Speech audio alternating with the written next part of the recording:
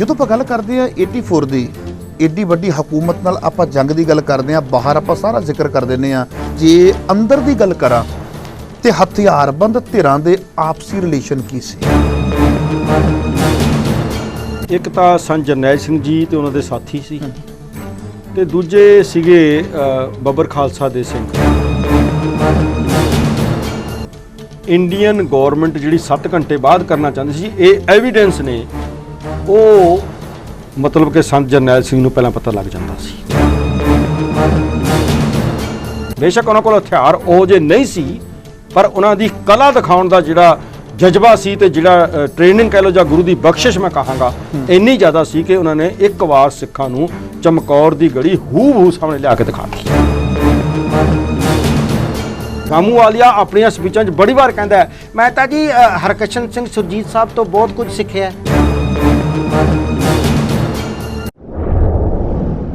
ਦੇਸ਼ ਵਿਦੇਸ਼ ਦੇ ਸਾਰੇ ਹੀ ਦਰਸ਼ਕਾਂ ਦਾ ਤੁਹਾਡੇ ਆਪਣੇ ਸੇਵਕ ਹਰਪ੍ਰੀਤ ਸਿੰਘ ਮੱਖੂ ਵੱਲੋਂ ਤਹਿ ਦਿਲੋਂ ਸਵਾਗਤ ਹੈ ਜੀ ਤੁਹਾਡੇ ਪਸੰਦੀਦਾ ਪ੍ਰੋਗਰਾਮ ਵਿੱਚ। ਦਰਸ਼ਕੋ, ਜਿਵੇਂ ਤੁਹਾਨੂੰ ਪਤਾ ਕਿ ਤੁਹਾਡੀ ਸੇਵਾ ਦੇ ਵਿੱਚ ਆ ਜਾਣਾ ਮੁੱਦਾ ਬੇਸਿਸ ਗੱਲਾਂ ਬਾਤਾਂ ਹੁੰਦੀਆਂ ਨੇ।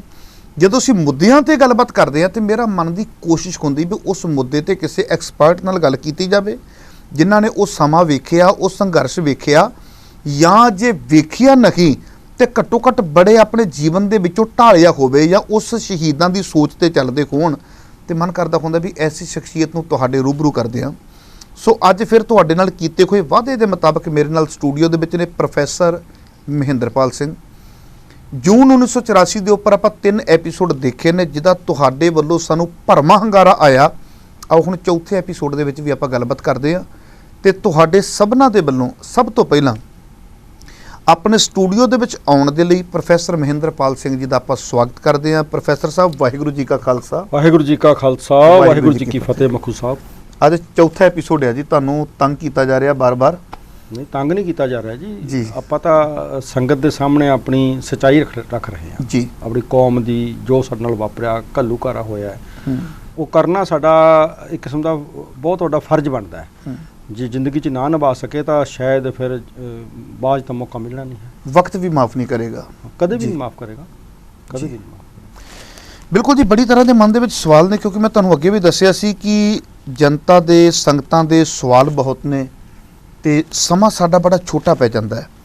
ਜਦੋਂ ਆਪਾਂ ਗੱਲ ਕਰਦੇ ਹਾਂ 84 ਦੀ ਏਡੀ ਵੱਡੀ ਹਕੂਮਤ ਨਾਲ ਆਪਾਂ ਜੰਗ ਦੀ ਗੱਲ ਕਰਦੇ ਹਾਂ, ਬਾਹਰ ਆਪਾਂ ਸਾਰਾ ਜ਼ਿਕਰ ਕਰ ਦਿੰਦੇ ਹਾਂ ਵੀ ਬਾਹਰ ਆ ਵੀ ਫੌਜ ਸੀ, ਆ ਵੀ ਫੌਜ ਸੀ, ਆ ਵੀ ਫੌਜ ਸੀ, ਆ ਵੀ ਫੌਜ ਸੀ। ਪਰ ਜਦੋਂ ਅੰਦਰ ਦੀ ਗੱਲ ਕਰਦੇ ਆ, ਉਦੋਂ ਆਪਾਂ ਕਰੀਬ ਹਥਿਆਰਬੰਦ ਫੌਜਾਂ ਦਾ ਜਿਹੜਾ ਆ ਉਹ ਬਹੁਤਾਤ ਜ਼ਿਕਰ ਅਸੀਂ ਨਹੀਂ ਕਰਦੇ। ਤੇ ਜੇ ਮੇਰੇ ਮਨ ਦੇ ਵਿੱਚ ਸਵਾਲ ਆਉਂਦਾ ਹੈ ਕਿ ਜੇ ਅੰਦਰ ਦੀ ਗੱਲ ਕਰਾਂ ਤੇ ਹਥਿਆਰਬੰਦ ਧਿਰਾਂ ਦੇ ਆਪਸੀ ਰਿਲੇਸ਼ਨ ਕੀ ਸੀ? ਹਾਂਜੀ, ਉਸ ਵਕਤ ਦਾ ਜਿਹੜਾ ਅੰਦਰਲਾ ਮਾਹੌਲ ਸੀ ਉਹਦੇ ਵਿੱਚ ਦੋ ਧਿਰਾਂ ਹੀ ਮੁੱਖ ਤੌਰ ਤੇ ਹਥਿਆਰਬੰਦ ਮੰਨੀਆਂ ਜਾ ਸਕਦੀਆਂ ਨੇ। ਇੱਕ ਤਾਂ ਸੰਤ ਜਰਨੈਲ ਸਿੰਘ ਜੀ ਤੇ ਉਹਨਾਂ ਦੇ ਸਾਥੀ ਸੀ, ਤੇ ਦੂਜੇ ਸੀਗੇ ਬੱਬਰ ਖਾਲਸਾ ਦੇ ਸਿੰਘ। ਤੁਸੀਂ ਸ਼ਾਇਦ ਅੱਗੇ ਜਾ ਕੇ ਪੁੱਛੋਗੇ ਜੇ ਵੀ ਗੱਲ ਹੋਈ ਸੀ ਪਹਿਲਾਂ ਕਿ ਅਕਾਲ ਤਖਤ ਸਾਹਿਬ ਨੂੰ ਹੀ ਕਿਉਂ ਚੁਣਿਆ ਸੰਤ ਜਰਨੈਲ ਸਿੰਘ? ਨਹੀਂ, ਇਹ ਮੇਰਾ ਸਵਾਲ ਇੱਥੇ ਅਗਲੇ ਪਾਸੇ ਆਵੇਗਾ। ਜੇ ਮੰਨ ਲਓ, ਇੱਕ ਮੈਂ ਤੁਹਾਡੀ ਗੱਲ ਰੋਕ ਦਵਾਂ, ਜੇ ਆਪਾਂ ਸਰਕਾਰ ਦੇ ਉੱਪਰ ਇਹ ਸਵਾਲ ਕਰਦੇ ਹਾਂ ਜੀ, ਠੀਕ ਹੈ, ਵੀ ਉਹਨਾਂ ਨੇ ਸਾਡੇ ਗੁਰਪੁਰਬ ਵਾਲੇ ਦਿਨ ਹੀ ਕਿਉਂ ਚੁਣਿਆ, ਹੈ ਨਾ, ਤੇ ਸਾਡੇ ਵਿੱਚੋਂ ਹੀ ਕੁਝ ਉੱਠ ਕੇ ਦੇਖੋ। ਮੈਂ ਫਿਰ ਬੇਨਤੀ ਕਰਦੇ ਹਾਂ, ਤੁਸੀਂ ਕਮੈਂਟਸ ਦੇ ਵਿੱਚ ਚੀਜ਼ਾਂ ਪੜ੍ਹ ਲੋਗੇ, ਪਤਾ ਨਹੀਂ ਉਹ ਕੌਣ ਲੋਕ ਨੇ, ਸਿੱਖੀ ਰੂਪ ਦੇ ਵਿੱਚ ਨੇ ਕੌਣ ਨੇ, ਉਹ ਕਮੈਂਟ ਦੇ ਵਿੱਚ ਪਤਾ ਕੀ ਕਹਿੰਦੇ ਨੇ, ਕਹਿੰਦੇ ਵੀ ਜੇ ਸਰਕਾਰ ਨੂੰ ਤੁਸੀਂ ਕਹਿੰਦੇ ਹੋ ਵੀ ਗੁਰਪੁਰਬ ਵਾਲਾ ਦਿਨ ਹੀ ਕਿਉਂ ਚੁਣਿਆ, ਤੇ ਕਹਿੰਦੇ ਪਰ ਦੂਸਰਾ ਸਵਾਲ ਦਾ ਜਵਾਬ ਇਹ ਵੀ ਦਿਓ ਕਿ ਬਾਬਾ ਜਰਨੈਲ ਸਿੰਘ ਨੇ ਦਰਬਾਰ ਸਾਹਿਬ ਨੂੰ ਕਿਉਂ ਚੁਣਿਆ? ਠੀਕ ਹੈ, ਉਹ ਫਿਰ 6ਵੇਂ ਪਾਤਸ਼ਾਹ ਮਹਾਰਾਜ ਜੀ ਦੇ ਜੰਗਾਂ ਦੇ ਹਵਾਲੇ ਦਿੰਦੇ ਨੇ ਵੀ ਜਿੰਨੀਆਂ ਜੰਗਾਂ ਹੋਈਆਂ ਸ਼ਹਿਰ ਤੋਂ ਬਾਹਰ ਜਾ ਕੇ ਹੋਈਆਂ ਨੇ। ਪਰ ਉਹਨਾਂ ਜੰਗਾਂ ਦੇ ਵਿੱਚੋਂ ਅਬਦਾਲੀ ਨੇ ਜਦੋਂ ਅਟੈਕ ਕੀਤਾ ਦਰਬਾਰ ਸਾਹਿਬ ਤੇ, ਤਾਂ ਬਾਬਾ ਦੀਪ ਸਿੰਘ ਨੇ ਦਰਬਾਰ ਸਾਹਿਬ ਜਿਹੜਾ ਅੱਜ ਕੰਪਲੈਕਸ ਹੈ ਉਹਦੇ ਵਿੱਚ ਹੀ ਯੁੱਧ ਲੜਿਆ। ਪਹਿਲੀ ਗੱਲ ਤਾਂ ਮੈਂ ਇਹ ਕਹਾਂਗਾ। ਦੂਜੀ, ਜਦੋਂ ਅਬਦਾਲੀ ਆਇਆ, ਗੁਰਬਖਸ਼ ਸਿੰਘ ਜੀ ਦਾ ਡੇਰਾ ਵੀ ਅਕਾਲ ਤਖਤ ਸਾਹਿਬ ਦੇ ਪਿੱਛੇ ਹੀ ਰਿਹਾ। ਤੇ ਤੀਜਾ, ਅਕਾਲੀ ਫੂਲਾ ਸਿੰਘ ਇੱਕ ਮਿਸਲ ਸੀ, ਮਿਸਲ ਅਕਾਲੀ, ਉਹਦੇ ਹੈੱਡ ਵੀ ਸੀ ਤੇ ਅਕਾਲ ਤਖਤ ਸਾਹਿਬ ਦੇ ਜਥੇਦਾਰ ਵੀ ਸੀ। ਉਹਨਾਂ ਦੇ ਸਿੰਘਾਂ ਦਾ, ਹਥਿਆਰਬੰਦ ਸਿੰਘਾਂ ਦਾ ਨਿਵਾਸ ਵੀ ਅਕਾਲ ਬੁੰਗੇ ਦੇ ਆਸੇ-ਪਾਸੇ ਹੀ ਹੁੰਦਾ ਸੀ। ਰਹੀ ਗੱਲ ਸੰਤ ਜਰਨੈਲ ਸਿੰਘ ਦੀ, ਸੰਤ ਜਰਨੈਲ ਸਿੰਘ ਨੇ ਪਹਿਲੀ ਗੱਲ ਤਾਂ ਇਹ ਹੈ ਕਿ ਜਿਹੜੀ ਗੱਲ ਮੈਂ ਹੁਣ ਪਹਿਲਾਂ ਕਹਿ ਰਿਹਾ ਸੀ ਕਿ ਆਪਸੀ ਰਿਫਟ ਨੂੰ ਦੂਰ ਕਰਨ ਦੇ ਲਈ, ਕਿਉਂਕਿ ਉਸ ਤੋਂ ਪਹਿਲਾਂ ਦਾ ਸਮਾਂ ਸੰਤ ਜਰਨੈਲ ਸਿੰਘ ਦਾ ਨਾਨਕ ਨਿਵਾਸ ਦੇ ਵਿੱਚ ਹੀ ਉਹਨਾਂ ਦਾ ਸਥਾਨ ਰਿਹਾ, ਰਿਹਾਇਸ਼ ਰਹੀ ਹੈ। ਪਰ ਇਹ ਗੱਲ ਮੈਂ ਅੱਜ ਕਲੀਅਰ ਕਰ ਦੇਣਾ ਚਾਹੁੰਦਾ ਕਿ ਲੋਕ ਕਹਿੰਦੇ ਵੀ ਸੰਤ ਜਰਨੈਲ ਸਿੰਘ ਅਕਾਲ ਤਖਤ ਸਾਹਿਬ ਤੇ ਚਲੇ ਗਏ। ਨਹੀਂ, ਉੱਥੋਂ ਰਿਫਟ ਨੂੰ ਖਤਮ ਕਰਨ ਵਾਸਤੇ ਉਹਨਾਂ ਨੇ ਸਥਾਨ ਬਦਲਿਆ, ਪਰ ਅਖੀਰਲੀ ਘੜੀ ਤੋਂ ਕੁਝ ਘੰਟੇ ਪਹਿਲਾਂ ਤੱਕ ਵੀ 20 ਘੰਟੇ ਪਹਿਲਾਂ ਤੱਕ ਵੀ ਸੰਤ ਜਰਨੈਲ ਸਿੰਘ ਜੀ ਦੀ ਰਿਹਾਇਸ਼ ਭਾਈ ਪ੍ਰੀਤਮ ਸਿੰਘ ਜੀ ਜਿਹੜੇ ਹੈੱਡ ਗ੍ਰੰਥੀ ਸੀ ਅਕਾਲ ਤਖਤ ਸਾਹਿਬ ਦੇ, ਉਹਨਾਂ ਦੇ ਘਰ ਦੇ ਵਿੱਚ ਰਹੀ ਹੈ। ਪੱਕੀ ਗੱਲ ਹੈ ਇਹ ਗੱਲ ਮੈਂ ਅੱਜ ਕੈਮਰੇ 'ਚ ਤਾਂ ਕਹਿ ਰਿਹਾ, ਤੁਸੀਂ ਤੱਥ ਅਗਲੇ ਵਾਰੀ ਮੈਨੂੰ ਪੁੱਛ ਲਿਓ, ਮੈਂ ਮਤਲਬ ਕਿ ਤੁਸੀਂ ਕਿਸੇ ਹੋਰ ਨੂੰ ਪੁੱਛਿਓ, ਜੇ ਉਹ ਮੈਨੂੰ ਤੱਥ ਦਊਗਾ ਮੈਂ ਉਹਦਾ ਜਵਾਬ ਦਊਂਗਾ। ਭਾਈ ਪ੍ਰੀਤਮ ਸਿੰਘ ਜੀ ਜਿਹੜੇ ਹੈੱਡ ਗ੍ਰੰਥੀ, ਇਹ ਸਵਾਲ ਇੰਟਰਵਿਊ ਤੋਂ ਬਾਅਦ ਤੁਹਾਡੇ ਤੇ ਹੋਵੇਗਾ? ਨਹੀਂ, ਮੈਂ ਤਾਂ ਕਹਿ ਰਿਹਾ ਵੀ ਮੈਂ ਦਾਅਵਾ ਕਰਦਾ, ਕੋਈ ਇਸ ਦਾਅਵੇ ਨੂੰ ਖੰਡਨ ਕਰਕੇ ਦਿਖਾਵੇ, ਫਿਰ ਮੈਂ ਜਵਾਬ ਦਊਂਗਾ ਨਾ। ਜੇ ਉਹ ਕੋਈ ਤੱਥ ਲਿਆਊਗਾ ਵੀ ਆ ਨਹੀਂ ਆ ਸੀਗਾ, ਉਹਨਾਂ ਦੇ ਸਿੰਘ ਅਖੀਰਲੇ ਜਿਹੜੀ ਮੈਂ 20 ਘੰਟੇ ਪਹਿਲਾਂ ਤੋਂ ਮੈਂ ਨਕਸ਼ਾ ਤੁਹਾਨੂੰ ਸਮਝਾ ਦਿੰਨਾ, ਜਿਹੜੀ ਵੱਡੀ ਬੰਬਾਰਮੈਂਟ ਹੋਈ ਹੈ ਉਹ 20 ਘੰਟੇ 25 ਘੰਟੇ ਪਹਿਲਾਂ ਹੋਈ ਹੈ। ਇਹ ਮੈਂ ਪੜ੍ਹ ਕੇ ਤਾਂ ਦੱਸ ਸਕਦਾ, ਜ਼ਬਾਨੀ ਨਹੀਂ ਦੱਸ ਸਕਦਾ ਜੀ, ਕਿਉਂਕਿ ਹਮਲਾ 3 ਤਰੀਕ ਤੋਂ ਸ਼ੁਰੂ ਹੋ ਗਿਆ ਸੀ ਜੀ। 4 ਦੀ ਰਾਤ ਜਾਂ 5 ਦੀ ਖਾਸ ਕਰ ਰਾਤ ਜਿਹੜੀ ਹੈ ਤੇ 6 ਦੀ ਸਵੇਰ, ਇਹ ਸਭ ਤੋਂ ਜ਼ਿਆਦਾ ਉਹਨਾਂ ਨੇ ਬੰਬਾਰਮੈਂਟ ਕੀਤੀ ਹੈ। ਜਿਹੜੇ ਸਿੱਧੇ ਗੋਲੇ ਜਿਹੜੇ ਨੇ ਉਹਨਾਂ ਨੇ ਅਕਾਲ ਤਖਤ ਸਾਹਿਬ ਵੱਲ ਨੂੰ ਤੇ ਉਹਨਾਂ ਘਰਾਂ ਵੱਲ। ਤੁਸੀਂ ਇੱਕ ਚੀਜ਼ ਦੇਖਿਓ, ਜਦੋਂ ਅਕਾਲ ਤਖਤ ਸਾਹਿਬ ਵੱਲ ਨੂੰ ਅਸੀਂ ਸਨਮੁਖ ਹੋ ਕੇ ਖੜਦੇ ਹਾਂ, ਸਾਡੇ ਖੱਬੇ ਹੱਥ ਇੱਕ ਬਿਲਡਿੰਗ ਹੈ, ਅੱਜ ਵੀ ਉਹਦੇ ਤੇ ਗੋਲੀਆਂ ਦੇ ਕੁਝ ਨਿਸ਼ਾਨ ਨੇ। ਉਹਨੂੰ ਸ਼ਾਇਦ ਸਰਦਾਰ ਖੜਕ ਸਿੰਘ ਜੀ ਦੀ ਡਿਓੜੀ ਕਹਿੰਦੇ ਨੇ, ਮਹਾਰਾਜਾ ਰਣਜੀਤ ਸਿੰਘ ਦੇ ਮੁੰਡੇ ਨੇ ਬਣਵਾਈ ਹੈ ਜਾਂ ਉਹਦੀ ਯਾਦ ਹੈ। ਉਹ ਉਸ ਸਾਈਡ ਤੇ ਹੀ ਪਿਛਲੇ ਪਾਸੇ ਨਿਵਾਸ ਸੀਗਾ ਪ੍ਰੀਤਮ ਸਿੰਘ ਜੀ ਦਾ, ਤੇ ਜਿੱਥੇ ਸੰਤ ਜੀ ਰਹਿੰਦੇ ਸੀ ਉਹਦੇ ਪਿਛਲੇ ਕਮਰਿਆਂ ਵਿੱਚ ਉਹਨਾਂ ਦੇ ਸਿੰਘ ਰਹਿੰਦੇ ਸੀ। ਜਦੋਂ ਬੰਬਾਰਮੈਂਟ ਦੇ ਵਿੱਚ ਉਹ ਕਮਰੇ ਮਿਲਟਰੀ, ਹੁਣ ਤੁਸੀਂ ਮਿਲਟਰੀ ਪੁਆਇੰਟ ਦੇਖੋ, ਉਸ ਮਿਲਟਰੀ ਦੇ ਵਿੱਚ ਪੁਆਇੰਟ ਦੇ ਵਿੱਚ ਜਦੋਂ ਉਹ ਢੱਠਣੇ ਸ਼ੁਰੂ ਹੋਏ ਤਾਂ ਉਹਨਾਂ ਨੇ ਸਥਾਨ ਬਦਲ ਕੇ ਆਪਣੇ ਵੱਲੋਂ ਸੇਫ ਅਕਾਲ ਤਖਤ ਸਾਹਿਬ ਵਾਲਾ ਪਾਸਾ ਜਿਹੜਾ ਹੈ ਉਧਰ ਨੂੰ ਚਲੇ। ਜਦੋਂ ਉਧਰੋਂ ਵੀ ਬੰਬ ਚੱਲੇ, ਉਹਨਾਂ ਨੇ ਬੰਕਰ ਦੇ ਮੀਨਜ਼ ਜਿਹੜਾ ਸਾਡਾ ਅੱਜ ਵੀ ਜਿਹੜਾ ਹੈਗਾ ਗਰਾਊਂਡ ਫਲੋਰ ਤੋਂ ਥੱਲੇ ਜ਼ਮੀਨੀ ਹੈਗਾ ਅੰਡਰਗਰਾਊਂਡ, ਉਹਦੇ ਵਿੱਚ ਆ ਗਏ। ਉਹ ਉਹਨਾਂ ਦੀ ਉਸ ਵਕਤ ਦੀ ਮਿਲਟਰੀ ਲੋੜ ਸੀ। ਜੇ ਹੁਣ ਮੈਨੂੰ ਕੋਈ ਸਵਾਲ ਕਰੇ ਕਿ ਗੁਰੂ ਗੋਬਿੰਦ ਸਿੰਘ ਜੀ ਸਰਬੱਤ ਦੇ ਭਲੇ ਦੇ ਪੈਗੰਬਰ ਸੀ, ਮੈਂ ਇਹ ਉਹਨਾਂ ਨੂੰ ਸਵਾਲ ਕਰਾਂਗਾ ਕਿ ਜਿਹੜੀ ਖਿਦਰਾਣੇ ਦੀ ਢਾਬ ਚੁਣੀ ਹੈ ਉਹ ਇੱਕ ਜੰਗੀ ਸਥਾਨ ਸੀ।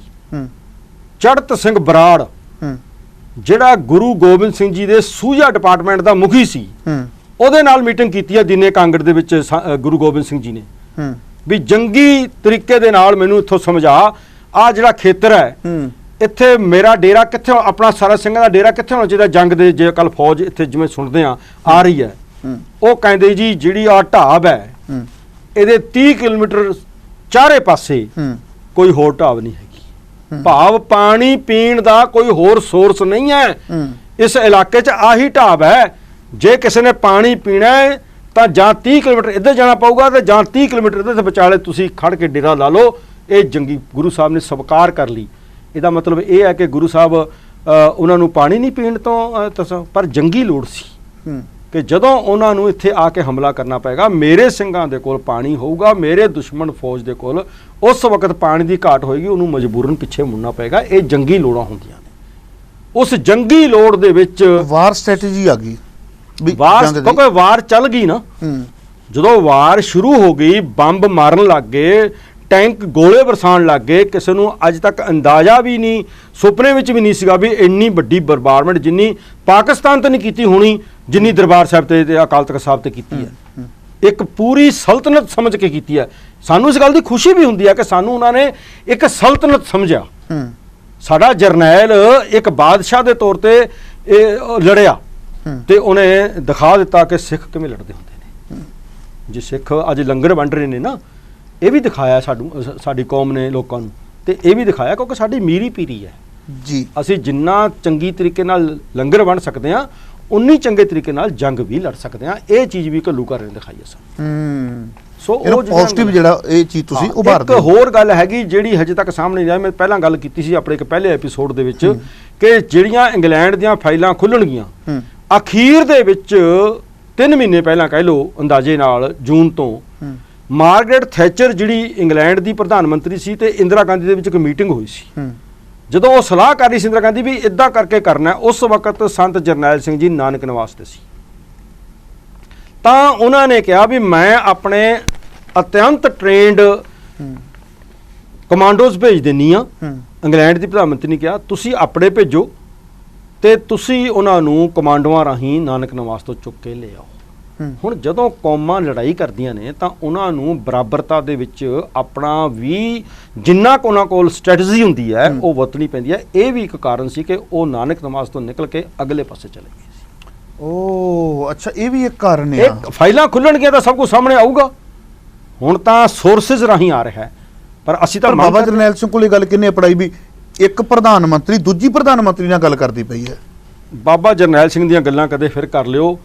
ਇੰਡੀਅਨ ਗੌਰਮੈਂਟ ਜਿਹੜੀ 7 ਘੰਟੇ ਬਾਅਦ ਕਰਨਾ ਚਾਹੁੰਦੀ ਸੀ, ਇਹ ਐਵੀਡੈਂਸ ਨੇ, ਉਹ ਮਤਲਬ ਕਿ ਸੰਤ ਜਰਨੈਲ ਸਿੰਘ ਨੂੰ ਪਹਿਲਾਂ ਪਤਾ ਲੱਗ ਜਾਂਦਾ ਸੀ। ਦੇਸ਼ਾਂ ਦੀ ਲੜਾਈ ਦੇ ਵਿੱਚ ਇਹ ਨਹੀਂ ਕਿ ਜੇ ਕੋਈ ਸਵੇਗ ਸਿੰਘ ਬੈਠੇ ਨੇ ਜਾਂ ਸੰਤ ਜਰਨੈਲ ਸਿੰਘ ਬੈਠੇ ਨੇ, ਭਾਈ ਅਮਰੀਕ ਸਿੰਘ ਠਾਰਾ ਸਿੰਘ ਜੀ ਬੈਠੇ ਨੇ, ਤਾਂ ਉਹ ਮਤਲਬ ਕਹਿਣ ਤੋਂ 200 ਸਾਲ 400 ਸਾਲ ਪਹਿਲੀ ਰਵਾਇਤੀ ਸੋਚ ਦੇ ਨਾਲ ਅੱਜ ਦੀ ਲੜਾਈ ਲੜਨਗੇ। ਉਹ ਅੱਜ ਦੀ ਲੜਾਈ ਜਿਹੜੀ ਆ ਉਹ ਅੱਜ ਦੇ ਸੋਰਸਿਸ ਰਾਹੀਂ ਹੀ ਲੜਨਗੇ।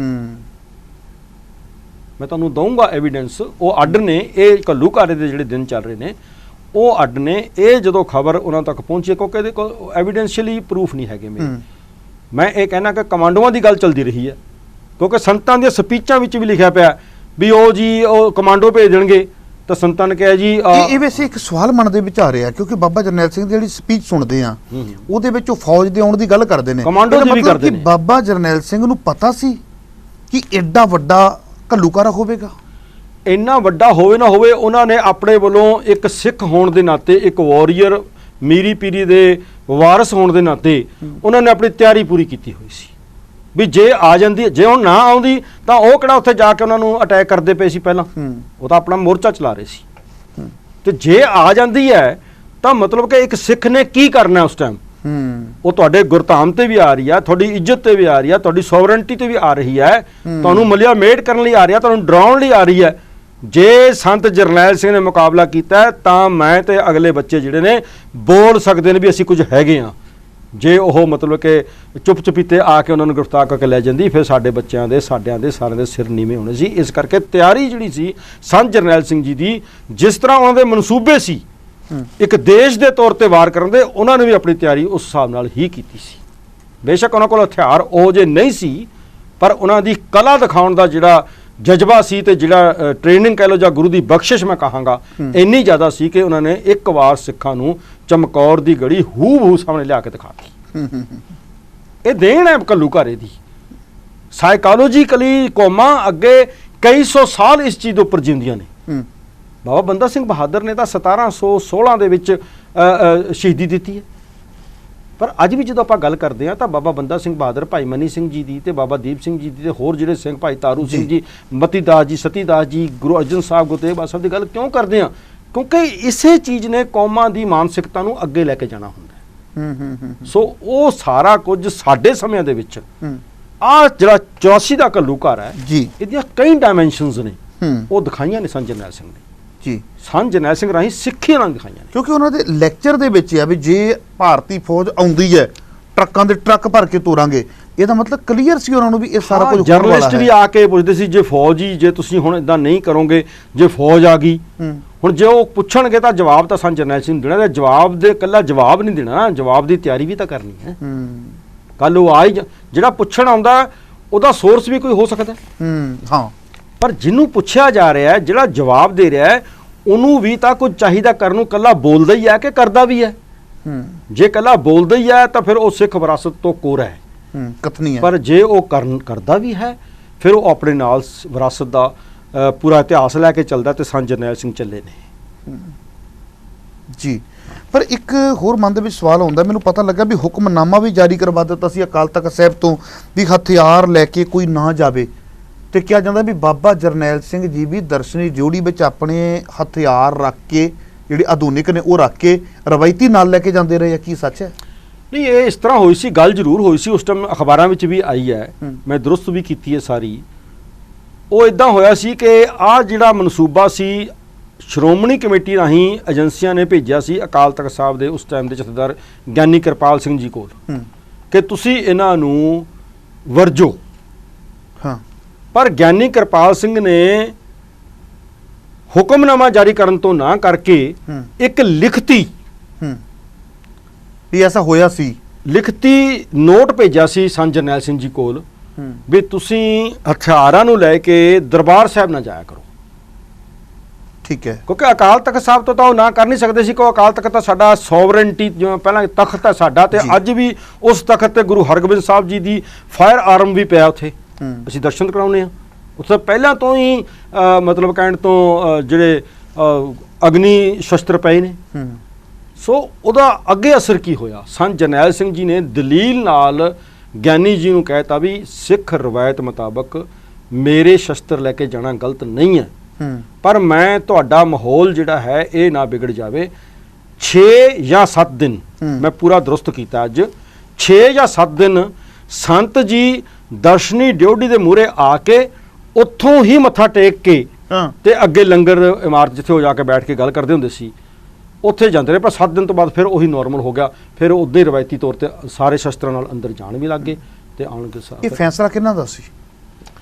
ਜਿਹੜਾ ਸਾਹਮਣੇ ਆਇਆ ਉਹ ਤਾਂ ਐਸਜੀਪੀਸੀ ਦੀ ਸਲਾਹ ਆਈ ਅਕਾਲ ਤਖਤ ਸਾਹਿਬ ਤੋਂ ਦੇ ਜਥੇਦਾਰ ਸਾਹਿਬ ਨੂੰ, ਪਰ ਜਿਹੜਾ ਫੈਸਲਾ ਹੈ ਮੈਨੂੰ ਲੱਗਦਾ ਜਿੰਨਾ ਅਸੀਂ ਪਿੱਛੋਂ ਦੇਖਦੇ ਆ ਰਹੇ ਹਾਂ, ਇਹ ਏਜੰਸੀਆਂ ਤੇ ਉਸ ਵਕਤ ਦੇ ਸਿੱਖ ਲੀਡਰਾਂ ਦੇ ਨਾਲ ਜਿਹੜਾ ਸਮਝੌਤਾ ਹੋ ਜਾਂਦਾ ਸੀ ਵੀ ਸੰਤ ਜਰਨੈਲ ਸਿੰਘ ਨੂੰ ਇੱਕ ਇਹ ਵੀ ਪਾਲਿਸੀ ਚੱਲ ਰਹੀ ਹੋਏਗੀ ਕਿ ਨਿਹੱਥਾ ਕਿਵੇਂ ਕੀਤਾ ਜਾਵੇ। ਉਸ ਪਾਲਿਸੀ ਦਾ ਇੱਕ ਹਿੱਸਾ ਸੀ ਕਿ ਉਹਨਾਂ ਨੇ ਕਿਹਾ ਆਹ ਵਰਤ ਕੇ ਦੇਖੋ ਵੀ ਜੇ ਅੱਜ ਇੱਥੋਂ ਐ ਕੱਲ ਉੱਥੋਂ ਵੀ ਮਨਾ ਕਰਾਂਗੇ, ਪਰਸੋਂ ਉੱਥੋਂ ਵੀ ਮਨਾ ਕਰਾਂਗੇ। ਸੋ ਇਹ ਅਕਾਲੀ ਲੀਡਰ ਜਿਹੜੇ ਉਸ ਟਾਈਮ ਦੇ ਸੀਗੇ, ਮੈਨੂੰ ਉਹਨਾਂ ਦਾ ਜ਼ਿਆਦਾ ਮਨਸੂਬਾ ਲੱਗਦਾ ਕਿਉਂਕਿ ਦੂਜੇ ਤਾਂ ਯੋਜਨਾ ਹੀ ਬਣਾਈ ਬੈਠੇ ਸੀਗੇ ਵੀ ਅਸੀਂ ਕਰਨਾ ਹੀ ਕਰਨਾ। ਇੱਕ ਮੈਂ ਚਾਹਾਂਗਾ, ਸਮੇਂ ਦੀਆਂ ਘੜੀਆਂ ਰੋਕ ਰਹੀਆਂ ਨੇ, ਇੱਕ ਛੋਟਾ ਜਿਹਾ ਮਨ ਦੇ ਵਿੱਚ ਸਵਾਲ ਆ ਰਿਹਾ ਹੈ ਕਿਉਂਕਿ ਉਸ ਵੇਲੇ ਆਪਾਂ ਬਾਦਲ, ਟੌੜਾ, ਲੌਂਗੋਵਾਲ 3-4 ਨਾਮ, ਚੌਥਾ ਰਾਮੂਵਾਲੀਆ।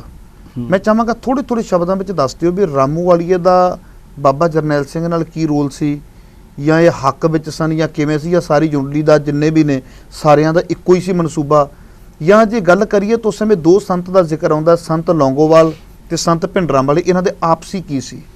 ਦੇਖੋ, ਜਿਹੜੇ ਤਾਂ ਜਦੋਂ ਮੋਰਚਾ ਸ਼ੁਰੂ ਹੋਇਆ ਉਹਦੇ ਡਿਕਟੇਟਰ ਸੰਤ ਹਰਚੰਦ ਸਿੰਘ ਕਿਉਂਕਿ ਧਰਮ ਯੁੱਧ ਮੋਰਚੇ ਵੇਲੇ ਸਾਰੇ ਇਕੱਠੇ ਸਨ। ਧਰਮ ਯੁੱਧ ਮੋਰਚਾ ਜਿੱਦਣ ਸ਼ੁਰੂ ਹੋਇਆ ਜੀ, ਉਦੋਂ ਤਾਂ ਸੰਤ ਹਰਚੰਦ ਸਿੰਘ ਲੌਂਗੋਵਾਲ ਸਾਹਿਬ ਨੂੰ ਹੀ ਡਿਕਟੇਟਰ ਬਣਾਇਆ ਗਿਆ ਜੀ।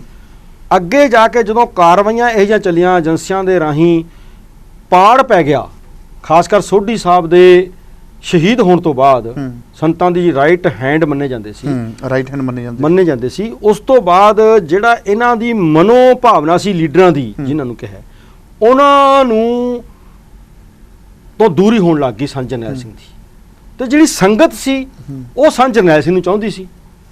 ਉੱਥੇ 2 ਗੱਲਾਂ ਮੈਂ ਕਹਾਂਗਾ। ਜਿਹੜਾ ਤਾਂ ਤੁਸੀਂ ਰਾਮੂਵਾਲੀਆ ਬਾਰੇ ਪੁੱਛਿਆ, ਰਾਮੂਵਾਲੀਆ ਸਿੱਧੇ ਰੂਪ 'ਚ ਰੂਸ ਦਾ ਹਰਕ੍ਰਿਸ਼ਨ ਸਿੰਘ ਸੁਰਜੀਤ ਰਾਹੀਂ ਏਜੰਟ ਬੈਠਾ ਸੀ ਉੱਥੇ।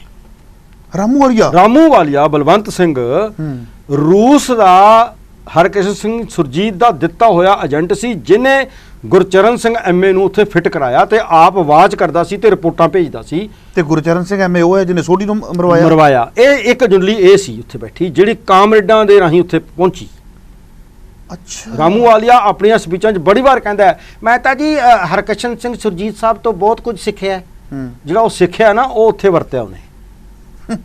ਤੇ ਜਿਹੜਾ ਸੀ ਟੌੜਾ, ਉਹ ਸੀ ਚਲਾਕ ਕਿਸਮ ਦਾ ਸਿਆਸਤਦਾਨ। ਉਹ ਸੰਤ ਜੀ ਕੋਲ ਵੀ ਬਹਿ ਜਾਂਦਾ ਸੀ ਤੇ ਦੂਜੇ ਪਾਸੇ ਲੀਡਰਾਂ ਦੀ ਮੀਟਿੰਗ ਵਿੱਚ ਵੀ ਜਿਹੜੇ ਮਨਸੂਬੇ ਦਿੱਲੀ ਬਣਦੇ ਸੀ ਉਹਦੇ 'ਚ ਵੀ ਬਹਿ ਜਾਂਦਾ ਸੀ, ਕਿਉਂਕਿ ਐਸਜੀਪੀਸੀ ਦਾ ਪ੍ਰਧਾਨ ਸੀ। ਉਹਨੂੰ ਬਾਰ-ਬਾਰ ਕੰਪਲੈਕਸ ਬਾਰੇ ਗੱਲ ਕਰਨੀ ਪੈਂਦੀ ਸੀ, ਜ਼ਿੰਮੇਵਾਰੀ ਬਣਦੀ ਸੀ। ਪ੍ਰਸ਼ਾਸਨ ਵੀ ਉਹਨੂੰ ਫੋਨ ਕਰਦਾ ਹੋਊਗਾ, ਸਰਕਾਰਾਂ ਵੀ ਆਖਰ ਪ੍ਰਧਾਨ ਤੁਸੀਂ ਹੋ ਜੀ। ਬਾਦਲ ਤਾਂ ਚਲਾਕ ਸੀ ਨਾ, ਉਹ ਤਾਂ ਪਾਸੇ ਹੋ ਗਿਆ ਇਸ ਸਿਸਟਮ ਦੇ ਵਿੱਚੋਂ। ਜਿਹੜਾ ਪ੍ਰਕਾਸ਼ ਸਿੰਘ ਬਾਦਲ ਸੀ, ਉਹ ਮੈਂ ਤੁਹਾਨੂੰ ਪਹਿਲਾਂ ਬੇਨਤੀ ਕਰਕੇ ਦੱਸ ਚੁੱਕਾ ਪਹਿਲੇ ਐਪੀਸੋਡ, ਉਹਦਾ ਤਾਂ 77 ਤੋਂ ਬਾਅਦ ਸਿੱਧਾ ਹੀ ਸਮਝੌਤਾ ਏਜੰਸੀਆਂ ਨਾਲ ਹੋ ਗਿਆ ਸੀ ਵੀ ਦੱਸੋ ਮੈਂ ਕੀ ਕਰਨਾ, ਸਿੱਖੀ ਨੂੰ ਖਤਮ ਕਰਨਾ। ਇੱਕ ਚੀਜ਼ ਜਿਹੜੀ ਨਵੀਂ ਹੈ, ਜਿਹੜੀ ਡਿਸਕਸ ਨਹੀਂ ਹੋਈ ਹੈ, ਜਿਹੜੀ ਉੱਥੇ ਵਾਪਰੀ, ਜਦੋਂ ਦੇਖਿਆ ਕਿ ਸਾਰੀ ਨੌਜਵਾਨੀ ਸੰਤ ਜਰਨੈਲ ਸਿੰਘ ਦੀ ਗੱਲ ਕਰਦੀ ਹੈ, ਤਾਂ ਅਕਾਲੀਆਂ ਨੂੰ ਬਹੁਤ ਵੱਡਾ ਫਿਕਰ ਪੈ ਗਿਆ। 1944 ਤੋਂ ਲੈ ਕੇ 1983 ਤੱਕ ਜਾਂ 82 ਤੱਕ ਸਿੱਖਾਂ ਦੀ ਨੌਜਵਾਨੀ ਨੂੰ ਆਲ ਇੰਡੀਆ ਸਿੱਖ ਸਟੂਡੈਂਟ ਫੈਡਰੇਸ਼ਨ ਹੀ ਅਗਵਾਈ ਦਿੰਦੀ ਆ ਰਹੀ ਸੀ। ਪਰ ਜਦੋਂ ਸਾਰੀ ਨੌਜਵਾਨੀ ਸੰਤ ਜਰਨੈਲ ਸਿੰਘ ਨਾਲ ਜੁੜ ਗਈ ਤਾਂ ਇਹ ਵਿਚਾਰੇ ਘਬਰਾ ਗਏ। ਮਨਸੂਬਾ ਵੀ ਸਾਡੇ ਨਾਲ ਤਾਂ ਨੌਜਵਾਨ ਕੋਈ ਰਹੇਗਾ ਨਹੀਂ, ਅਸੀਂ ਕੀ ਪੋਲਿਟਿਕਸ ਕਰਾਂਗੇ। ਇਹਨਾਂ ਨੇ ਫਿਰ ਇੱਕ ਕਾਮਰੇਡ ਤੀਜਾ ਲਿਆਂਦਾ, ਪ੍ਰੇਮ ਸਿੰਘ ਚੰਦੂ ਮਾਜਰਾ। ਹਾਂ, ਉਹ ਵੀ ਹਰਕਿਸ਼ਨ ਸਿੰਘ ਸੁਰਜੀਤ ਦਾ ਹੀ ਚੇਲਾ, ਪੜ੍ਹ ਕੇ ਦੇਖ ਲਿਓ। ਉਹਨੂੰ ਕਿਹਾ ਵੀ ਤੂੰ ਬਣ ਯੂਥ ਵਿੰਗ ਦਾ ਪ੍ਰਧਾਨ, ਅਸੀਂ ਯੂਥ ਵਿੰਗ ਖੜਾ ਕਰਦੇ ਆ ਵੀ ਕਿਤੇ ਸਾਡੇ ਨਾਲ ਵੀ ਕੋਈ ਨੌਜਵਾਨ ਰਹਿ ਜਾਵੇ। ਫਿਰ ਇਹ ਵੱਡਾ ਸ਼ੇਰ ਬਣ ਸਟੂਡੈਂਟ ਫੈਡਰੇਸ਼ਨ ਨੂੰ ਖਤਮ ਕਰਨ ਵਾਸਤੇ, ਕੰਪੇਅਰ ਕਰਨ ਵਾਸਤੇ, ਉਹਦੇ ਬਰਾਬਰ ਨੌਜਵਾਨਾਂ ਨੂੰ ਆਪਣੇ ਖੇਮੇ 'ਚ ਲਿਜਾਣ ਵਾਸਤੇ ਉੱਥੇ ਸ਼ੇਰ ਸਿੰਘ ਡੂਮਛੇੜੀ ਜਿਹੜਾ ਟੋੜੇ ਦਾ ਬੰਦਾ ਸੀ, ਆਪਣਾ ਪ੍ਰੇਮ ਸਿੰਘ ਚੰਦੂ ਮਾਜਰਾ ਜਿਹੜਾ ਸਿੱਧਾ ਹਰਕਿਸ਼ਨ ਸਿੰਘ ਸੁਰਜੀਤ ਤੇ ਰਾਮੂ ਵਾਲੀ ਦਾ ਬੰਦਾ ਸੀ, ਤੇ ਇੱਕ ਇੰਦਰਜੀਤ ਸਿੰਘ ਹੁੰਦਾ ਸੀ ਬਾਗੀ, ਉਹ ਪਿੰਗਲਵਾੜੇ 'ਚ ਕੰਮ ਕਰਦਾ ਸੀ ਪਰ ਹੈ ਉਹ ਬਾਦਲਾਂ ਦਾ ਬੰਦਾ ਸੀ, ਕੰਮ ਉਹ ਪਿੰਗਲਵਾੜੇ 'ਚ ਕਰਦਾ ਸੀ। ਅੱਛਾ। ਪਰ ਇਹ ਸਾਰੀ ਇੱਕ ਜੁੰਡਲੀ ਬਣਾਈ ਜਿਹਨੂੰ ਨਾਮ ਦਿੱਤਾ ਗਿਆ ਯੂਥ ਅਕਾਲੀ ਦਲ। ਇਹਨਾਂ ਨੇ ਗਲਤ ਗੱਲ ਕੀ ਕੀਤੀ, ਇਹਨਾਂ ਨੇ ਆਪਣੇ ਆਪ ਨੂੰ ਨੌਜਵਾਨਾਂ 'ਚ ਮਸ਼ਹੂਰ ਕਰਨ ਵਾਸਤੇ ਅਕਾਲ ਤਖਤ ਸਾਹਿਬ ਤੇ ਇੱਕ ਰਜਿਸਟਰ ਰੱਖਿਆ ਵੀ ਜਿਹੜੇ ਮਰਜੀਵੜੇ ਜੇ ਅਕਾਲ ਤਖਤ ਸਾਹਿਬ ਤੇ ਹਮਲਾ ਹੋਊਗਾ, ਇਹ ਚੰਦੂ ਮਾਜਰੇ ਦੇ ਜੁੰਡਲੀ ਜਿਹੜੀ ਯੂਥ ਵਿੰਗ ਸੀ ਉਹਦਾ ਕੰਮ ਸੀ ਕਿ ਇਸ ਰਜਿਸਟਰ ਤੇ ਅਸੀਂ ਨਾਮ ਲਿਖਾਂਗੇ। 1.25 ਲੱਖ ਨਾਮ ਇਹਨਾਂ ਨੇ ਅਖਬਾਰਾਂ ਰਾਹੀਂ ਦੱਸਿਆ, ਜਿੰਨੇ ਹਜ਼ਾਰ ਹੋ ਗਏ, ਅੱਜ ਇੰਨੇ ਹਜ਼ਾਰ ਹੋ ਗਏ। ਉਹਦਾ ਮਤਲਬ ਕੀ ਸੀ ਵੀ ਸੰਤਾਂ ਵੱਲੋਂ ਮੁੰਡੇ ਮੁੜ ਕੇ ਸਾਡੇ ਨਾਲ ਜੁੜ ਜਾਣ। ਭਾਵ ਅਕਾਲੀਆਂ ਨਾਲ ਤੁਸੀਂ ਲੀਡਰਸ਼ਿਪ ਦੀ ਵੀ ਗੱਲ ਕੀਤੀ ਸੀ, ਉਹ ਜਿਹੜੇ ਮਰਜੀਵੜਿਆਂ ਦਾ ਲਿਸਟ ਬਣਾਈ ਸੀ ਉਹਨਾਂ ਚੋਂ ਇੱਕ ਵੀ ਮਰਜੀਵੜਾ ਉੱਥੇ ਉਹ ਰਜਿਸਟਰ ਲੱਭਾ ਕਿ ਨਹੀਂ ਲੱਭਾ? ਉਹ ਰਜਿਸਟਰ ਤਾਂ ਕੀ, ਉਹ ਬੰਦਾ ਵੀ ਨਹੀਂ ਲੱਭਿਆ ਕੋਈ ਵੀ ਕਿਹੜੇ ਬੰਦੇ ਸੀ। ਚੰਦੂ ਮਾਜਰੇ ਨਹੀਂ ਲੱਭਿਆ, ਬਾਗੀ ਨਹੀਂ ਲੱਭਿਆ, ਸ਼ੇਰ ਸਿੰਘ ਡੂਮਛੇੜੀ ਨਹੀਂ ਲੱਭਿਆ, ਜਿਹੜਾ ਮੈਨੂੰ ਨਾਂ ਯਾਦ ਹੈ। ਸੋ ਉਹ ਆਪ ਹੀ ਨਹੀਂ ਲੱਭੇ ਤੇ ਰਜਿਸਟਰ ਤਾਂ ਉਹਨਾਂ ਕੋਲ ਹੀ ਹੋਊ ਨਾ। ਜਿੱਥੇ ਗਏ ਕਹਿੰਦੇ ਬੇੜੀਆਂ ਉਧਰ ਗਏ ਮਿਲਾ, ਜਿੱਧਰ ਗਏ ਆਪ ਉਧਰ ਗਿਆ ਰਜਿਸਟਰ। ਭਾਵ ਕਿੰਨਾ ਲੋਕਾਂ ਨੂੰ ਗੁੰਮਰਾਹ ਕਰਨ ਦੀ ਕੋਸ਼ਿਸ਼ ਕੀਤੀ ਹੈ ਵੀ ਨੌਜਵਾਨੀ ਜਿਹੜੀ ਫੈਸਲਾ ਕਰਦੀ ਹੁੰਦੀ ਹੈ ਕਿਸੇ ਕੌਮ ਦਾ ਭਵਿੱਖ ਦਾ, ਹੁੰਦਾ ਹੀ ਭਵਿੱਖ ਹੈ ਨੌਜਵਾਨੀ ਜੀ, ਉਹਨੂੰ ਵੀ ਸੰਤਾਂ ਨਾਲੋਂ ਤੋੜਨ ਦੀ ਕੋਸ਼ਿਸ਼ ਇੱਕ ਮਨਸੂਬੇ ਤਹਿਤ ਕਰਨ ਵਿੱਚ ਪਹਿਲੀ ਵਾਰ ਯੂਥ ਵਿੰਗ ਬਣਾਇਆ। ਉਸ ਤੋਂ ਪਹਿਲਾਂ ਯੂਥ ਵਿੰਗ ਨਾਂ ਦੀ ਕੋਈ ਜਥੇਬੰਦੀ ਸਿੱਖਾਂ ਦੇ ਵਿੱਚ ਨਹੀਂ ਸੀ। ਜੀ ਜੀ ਜੀ ਜੀ ਜੀ ਪ੍ਰੋਫੈਸਰ ਸਾਹਿਬ, ਦਿਲ ਦੀਆਂ ਗਹਿਰਾਈਆਂ ਤੋਂ ਤੁਹਾਡੇ ਧੰਨਵਾਦੀ ਹਾਂ। ਸਮੇਂ-ਸਮੇਂ ਤੇ ਅਸੀਂ ਤੁਹਾਡੇ ਕੋਲੋਂ ਕੁਛ ਨਾ ਕੁਛ ਸਿੱਖਦੇ ਰਹਿੰਦੇ ਹਾਂ, ਕੁਛ ਨਾ ਕੁਛ ਲੈਂਦੇ ਰਹਿੰਦੇ ਹਾਂ। ਸੋ ਦਰਸ਼ਕੋ, ਮੈਂ ਤੁਹਾਨੂੰ ਦੱਸ ਦੇਣਾ ਚਾਹੁੰਦਾ ਹਾਂ, ਇਹ ਸਨ ਪ੍ਰੋਫੈਸਰ ਮਹਿੰਦਰਪਾਲ ਸਿੰਘ, ਜਿਨ੍ਹਾਂ ਨੇ 4th ਐਪੀਸੋਡ ਦੇ ਵਿੱਚ ਆਪਾਂ ਨੂੰ ਸਾਰੇ ਉਸ ਸਮੇਂ ਦੇ ਮਾਹੌਲ ਅੰਦਰ ਦੇ, ਕਿਉਂਕਿ ਇੱਥੋਂ ਤੱਕ ਗੱਲ ਅੰਦਰ ਦੀ ਚੱਲਦੀ ਸੀ, ਇਸ ਤੋਂ ਬਾਅਦ ਧਰਮੀ ਫੌਜੀਆਂ ਦੀ ਚੱਲਣੀ ਹੈ, ਤੇ ਇਸ ਤੋਂ ਬਾਅਦ ਸ਼ਹੀਦਾਂ ਦੇ ਜਦੋਂ ਦਿਨ ਆਉਂਦਾ ਹੈ ਕਿ ਸਿਰਫ ਇੱਕ ਮਤਾ ਪੜ੍ਹ ਕੇ ਸ਼ਰਧਾਂਜਲੀ ਦੇਣੀ ਹੈ ਕਿ ਉਹਨਾਂ ਦੀ ਸੋਚ ਦੇ ਵਿੱਚੋਂ ਤੁਸੀਂ ਕੁਝ ਨਵਾਂ ਕੱਢਣਾ, ਆਪਣਾ ਭਵਿੱਖ ਕੱਢਣਾ। ਇਹ ਕੁਝ ਸਾਡੇ ਪਾਰਟ ਰਹਿੰਦੇ ਨੇ ਤੇ ਬਿਲਕੁਲ ਮੇਰਾ ਮਨ ਕਰਦਾ ਸੀ ਵੀ ਇੱਕ ਤਰਤੀਬਵਾਰ ਸਾਰੀ ਗੱਲ ਤੁਹਾਡੇ ਅੱਗੇ ਰੱਖਾਂ ਇੱਕ ਲੜੀ ਦੇ ਵਿੱਚ। ਤੇ ਲੜੀ ਆਪਾਂ ਇੱਥੋਂ ਤੋਰੀ ਸੀ। ਸਭ ਤੋਂ ਪਹਿਲਾਂ ਤਾਂ ਇਹਨਾਂ ਨੂੰ ਸਵਾਲ ਕੀਤਾ ਸੀ ਕਿ ਸਾਨੂੰ ਇਹ ਦੱਸੋ ਤੁਹਾਡਾ ਸੰਘਰਸ਼ ਨਾਲ ਨਾਤਾ ਕੀ ਹੈ। ਸੈਕਿੰਡ, ਉਸ ਤੋਂ ਪਹਿਲਾਂ ਦੀ ਗੱਲ ਕੀਤੀ ਸੀ ਪ੍ਰੀ ਪਲਾਨਡ ਹੋਇਆ ਕਿ ਅਚਨਚੇਤ ਹੋਈ ਕਾਰਵਾਈ ਹੈ। ਉਸ ਤੋਂ ਅੱਗੇ ਦੀ ਅੱਗੇ ਸਵਾਲਾਂ ਦਾ ਸਿਲਸਿਲਾ ਚੱਲਦਾ ਰਿਹਾ। ਇੱਥੋਂ ਤੱਕ ਗੱਲ ਕੀਤੀ ਆਪਾਂ ਅੰਦਰ ਦੀ। ਹੁਣ ਇਸ ਤੋਂ ਬਾਅਦ ਦੀਆਂ ਜਿਹੜੀਆਂ ਗੱਲਾਂ ਨੇ, ਕਿਉਂਕਿ ਮੈਂ ਥੋੜ੍ਹਾ ਜਿਹਾ ਜ਼ਿਕਰ ਕਰਦੇ ਹਾਂ, ਸਰਦਾਰ ਸਿਮਰਨਜੀਤ ਸਿੰਘ ਮਾਨ ਦੇ ਅਸਤੀਫੇ ਦੇ ਅੰਦਰ ਵੀ ਕਾਫੀ ਗੱਲਾਂ ਹੁੰਦੀਆਂ ਨੇ। ਮੈਂ ਚਾਹਾਂਗਾ ਕਿ ਇਸ ਪਾਰਟੀ ਦੇ ਨਾਲ ਰਿਲੇਟਡ ਵੀ ਨੇ, ਇਹ ਜ਼ਰੂਰ ਆਪਣੀ ਅਗਲੀ ਇੰਟਰਵਿਊ ਦੇ ਵਿੱਚ ਪਾਰਟੀ ਵੱਲੋਂ ਬਾਬਾ ਜਰਨੈਲ ਸਿੰਘ ਜੀ ਦੀ ਸੋਚ ਨੂੰ ਕਿਵੇਂ ਅੱਗੇ ਤੋਰਿਆ ਗਿਆ ਜਾਂ ਨਹੀਂ ਤੋਰਿਆ ਗਿਆ, ਜਾਂ ਤੁਸੀਂ ਵੀ ਉਹਨਾਂ ਦੇ ਨਾਮ ਤੇ ਵੋਟ ਚੱਕਦੇ ਹੋ, ਇਹ ਸਵਾਲ ਮੈਂ ਜ਼ਰੂਰ ਕਰਾਂਗਾ। ਤੇ ਮੈਨੂੰ ਲੱਗਦਾ ਵੀ ਐਪੀਸੋਡ ਕਾਫੀ ਲੰਬੇ ਹੋ ਸਕਦੇ ਨੇ, ਪਰ 4th ਐਪੀਸੋਡ ਦੇ ਵਿੱਚ ਅੱਜ ਆਪਾਂ ਗੱਲਬਾਤ ਕੀਤੀ ਹੈ। ਇੰਤਜ਼ਾਰ ਕਰਿਆ ਜੇ 5ਵੇਂ ਐਪੀਸੋਡ ਦਾ, ਜਿਹਦੇ ਵਿੱਚ ਆਪਾਂ ਗੱਲਬਾਤ ਕਰਾਂਗੇ ਧਰਮੀ ਫੌਜੀਆਂ ਦਾ ਕੀ ਬਣਿਆ। ਕਾਲ ਤੇ ਦੇ ਦਿੱਤੀ ਗਈ, ਅੱਜ ਸਾਂਭੇਗਾ ਕੌਣ? ਕੋਈ ਰਿਕਸ਼ਾ ਚਲਾ ਰਿਹਾ ਹੈ, ਕੋਈ ਆਪਦਾ ਘਰ ਮਸਾਂ ਚਲਾ ਰਿਹਾ ਹੈ, ਕਿੱਥੇ ਉਹਨਾਂ ਨੂੰ ਸੁੱਖ ਸਹੂਲਤਾਂ ਮਿਲਦੀਆਂ ਸਨ। ਸੁੱਖ ਸਹੂਲਤਾਂ ਤੋਂ ਬਾਅਦ ਜਦੋਂ ਇੱਕ ਫੌਜੀ ਰਿਟਾਇਰ ਹੋ ਜਾਂਦਾ, ਉਸ ਤੋਂ ਬਾਅਦ ਵੀ ਉਹਨੂੰ ਸਹੂਲਤ ਮਿਲਦੀ ਹੈ ਕਿ ਜਦੋਂ ਮਰਜ਼ੀ ਉਹ ਆਪਣਾ ਕਾਰਡ ਲੈ ਕੇ ਤੇ ਫੌਜੀ ਕੰਟੀਨ ਦੇ ਵਿੱਚੋਂ ਵਿਦਆਊਟ ਟੈਕਸ ਸਸਤਾ ਸਮਾਨ ਲਿਆ ਸਕਦਾ ਹੈ। ਉਹ ਸਭ ਕੁਝ ਚਲਾ ਗਿਆ। ਇਹਨਾਂ ਮੁੱਦਿਆਂ ਦੇ ਉੱਪਰ ਵੀ ਗੱਲਬਾਤ ਕਰਾਂਗੇ। ਇੰਤਜ਼ਾਰ ਕਰਦੇ ਰਹੋ 5th ਐਪੀਸੋਡ ਦਾ। ਔਰ ਤੁਹਾਡੇ ਸਾਰਿਆਂ ਵੱਲੋਂ ਮੈਂ ਪ੍ਰੋਫੈਸਰ ਮਹਿੰਦਰਪਾਲ ਸਿੰਘ ਜੀ ਦਾ ਇੱਕ ਵਾਰੀ ਫਿਰ ਤੋਂ ਧੰਨਵਾਦ ਕਰਦਾ ਹਾਂ। ਵੀਰ ਜੀ, ਦਿਲ ਦੀਆਂ ਗਹਿਰਾਈਆਂ ਤੋਂ ਧੰਨਵਾਦੀਆਂ ਜੀ। ਅੱਜ ਮੈਂ ਮਖੂ ਸਾਹਿਬ ਦਾ, ਖਾਸ ਕਰ ਅਕਾਲ ਚੈਨਲ ਦਾ ਤੇ ਸਾਰੇ ਜਿਹੜੇ ਮੇਰੇ ਸਾਥੀ ਨੇ, ਆ ਪਿਛਲੇ ਦਿਨਾਂ ਜਿਹੜੇ 4 ਐਪੀਸੋਡ ਆਪਾਂ ਘੱਲੂਘਾਰੇ ਤੇ ਕੀਤੇ ਨੇ 84 ਵਾਲੇ ਜੂਨ ਦੇ, ਉਹ ਮੈਂ ਇਹਨਾਂ ਦਾ ਰਿਣੀ ਹੁੰਨਾ ਕਿ ਇਤਿਹਾਸ ਦੇ ਵਿੱਚ ਮੈਂ ਕੋਈ ਯੋਗਦਾਨ ਨਹੀਂ ਸੀ ਪਾ ਸਕਦਾ ਇਸ ਤਰਤੀਬ ਦੇ ਵਿੱਚ ਜੇ ਇਹ ਅਕਾਲ ਚੈਨਲ, ਮਖੂ ਸਾਹਿਬ ਤੇ ਮੇਰੇ ਆ ਵੀਰ ਜਿਹੜੇ ਨੇ ਇਹ ਸਹਿਯੋਗ ਨਾ ਦਿੰਦੇ, ਮੈਂ ਇਹਨਾਂ ਦਾ ਅੱਜ ਰਿਣੀ ਹੋ ਕੇ ਜਾ ਰਿਹਾ ਕਿ ਮੈਨੂੰ ਇਸ ਗੱਲ ਦੀ ਸੰਤੁਸ਼ਟੀ ਹੋ ਰਹੀ ਹੈ ਕਿ ਮੈਂ ਵੀ ਕੋਈ ਯੋਗਦਾਨ ਪਾ ਸਕਿਆ ਇਹਨਾਂ ਦੀ ਬਦੌਲਤ। ਤੋ ਦੋਸਤੋ, ਇਸ ਹਨ ਪ੍ਰੋਫੈਸਰ ਮਹਿੰਦਰਪਾਲ ਸਿੰਘ, ਜਿਨ੍ਹਾਂ ਨੇ ਬੜੇ ਸੁੰਦਰ ਢੰਗ ਦੇ ਨਾਲ 84 ਬਾਰੇ ਜਾਣਕਾਰੀਆਂ ਦਿੱਤੀਆਂ ਨੇ, ਕਿਉਂਕਿ ਇਹ ਜਾਣਕਾਰੀਆਂ ਜੇ ਮੈਂ ਕਹਾਂ ਵੀ ਕਿਤਾਬਾਂ ਦੇ ਵਿੱਚੋਂ ਨਹੀਂ, ਇਹ ਵਿਸ਼ਲੇਸ਼ਣ ਦੇ ਵਿੱਚੋਂ ਨਿਕਲਦੀਆਂ ਨੇ, ਕੱਲੀਆਂ ਕਿਤਾਬਾਂ ਦੇ ਵਿੱਚੋਂ ਨਹੀਂ ਨਿਕਲਦੀਆਂ।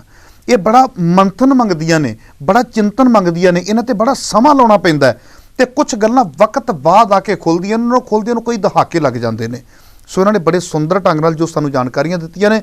ਇੰਤਜ਼ਾਰ ਕਰਦੇ ਰਹੋ ਆਪਣੇ 5ਵੇਂ ਐਪੀਸੋਡ ਦਾ। ਬੜੀ ਜਲਦੀ ਤੁਹਾਡੀ ਸੇਵਾ ਦੇ ਵਿੱਚ ਹਾਜ਼ਰ ਹੋਵਾਂਗਾ। ਆਪਣੇ ਸੇਵਕ ਹਰਪ੍ਰੀਤ ਸਿੰਘ ਮਖੂ ਨੂੰ ਦਿਓ ਇਜਾਜ਼ਤ। ਵਾਹਿਗੁਰੂ ਜੀ ਕਾ ਖਾਲਸਾ, ਵਾਹਿਗੁਰੂ ਜੀ ਕੀ ਫਤਿਹ।